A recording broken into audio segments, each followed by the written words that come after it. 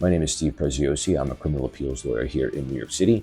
My practice deals with criminal appeals in New York State and criminal appeals in federal courts throughout the United States.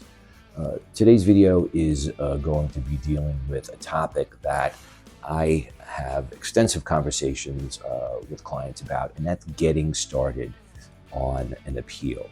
The day after your sentence, what do you do? Here are a few things you should know about getting started on your criminal appeal in New York State courts. Let's go.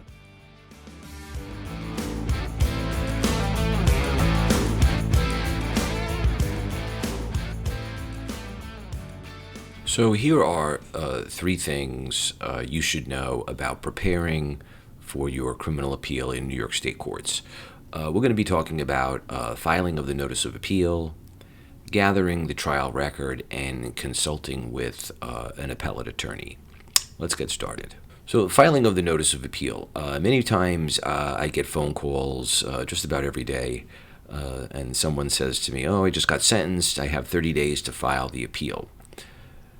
What you have 30 days to do is file the notice of appeal. The notice of appeal is a one-page document stating that you intend to appeal.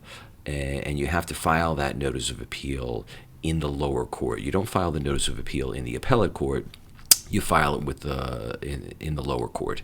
So you should consult with an attorney on this about filing the notice of appeal, because it is a hard deadline. That 30 days is a hard and fast deadline. It's 30 days after the sentence. I did a whole video on the notice of appeal. I'll put the link below, and you can take a look at it, and it goes into much greater detail on the notice of appeal.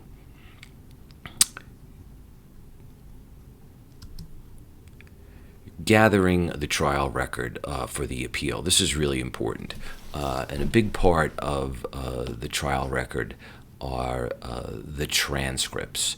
There's pretrial transcripts, trial transcripts, and getting important evidence for the appeal. So these are all things that have to be eventually sent to the appellate court, and we have to get them together even before you can start doing this before you consult with an attorney.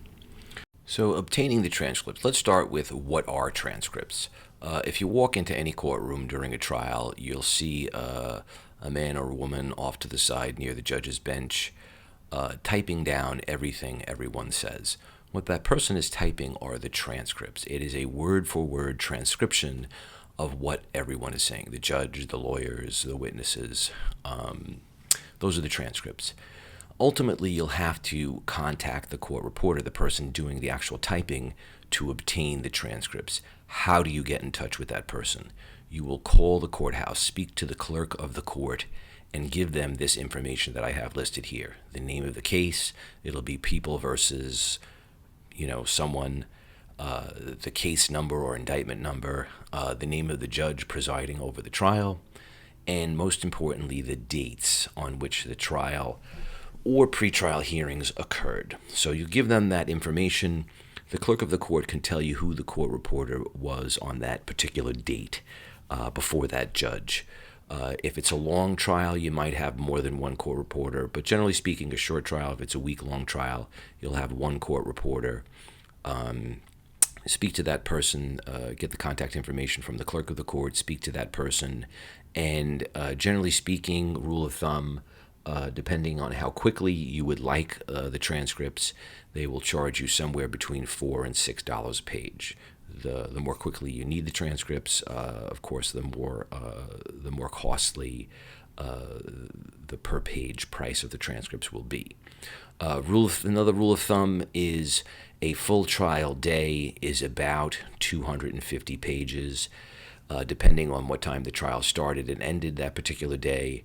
But generally speaking, a full trial day will be about 250 pages of transcript. So if you have 4 full days of trial, that's about 1,000 pages of transcripts. It will cost you somewhere between $4,000 and $6,000.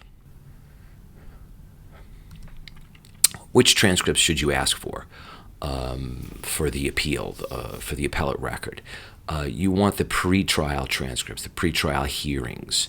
Common pretrial hearings are Mapp, Dunaway, Huntley, Wade, Sandoval, Molyneux. These are all the names of common pretrial hearings. And they're very important for the appellate record because at these hearings, the court will determine the admissibility of certain evidence, physical evidence, statements, identification evidence, and so forth. So those are really important hearings, pretrial transcripts to obtain. And then, of course, the trial transcripts I have listed here on number 2. Here are all the trial transcripts you should ask for: jury selection, opening statements, all the trial testimony from all the witnesses, the closing arguments, the judge's instructions to the jury, of course, the verdict, and the sentencing transcripts are extremely important. And if you can, get the notes from the jury. Oftentimes, during deliberations, jurors will send out notes to the judge asking questions or requesting that certain testimony be read back, or the judge's instructions on the law be read back a second time, sometimes more than once. So this is important. These are important things to obtain. You can ask your trial attorney to obtain the notes from the jury. They're generally kept as court exhibits in the court file, or perhaps your attorney made copies of them. So those are important to obtain as well.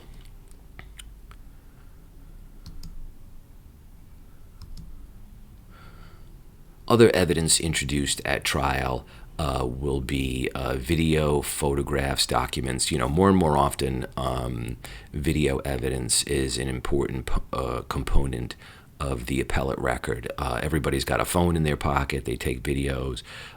Body cams of police officers and surveillance video often become part of the trial evidence and will become part of the record on appeal. Any photographs or documents, statements, or important documents that were introduced into evidence we should obtain that will become part of the appellate record. So those are important things to obtain as well.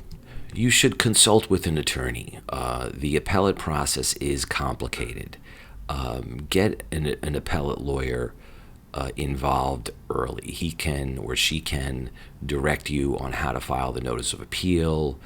They can advise you on the appellate process, important deadlines that you need to meet, the cost and strategies for your appeal. And most importantly, the appellate attorney can assist in gathering the record and obtaining the file from the trial attorney or from the district attorney or the court itself. So consult with an attorney on the appellate process, get them involved early, and it'll be to your benefit.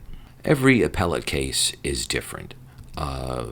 Consult with an attorney on the facts of your case, because the facts will always determine, deadlines, what part of the record needs to be gathered, how to proceed, strategies. So consult with an attorney just because of the facts of each case are always very different. And there is no typical. I get asked this question all the time. What's a typical price? What's a typical amount of time? How do you typically put together an appeal? There really is no typical, because every case is so different and fact-intensive. So consult with an attorney, get an attorney involved early. So those are the things you should know, a few things you should know about getting started on your criminal appeal. If you have any questions, you could give me a call at 1-800-APPEALS. I'd be happy to speak with you about it. Remember, the verdict is not the end. I'm Steve Preziosi, criminal appeals lawyer here in New York City.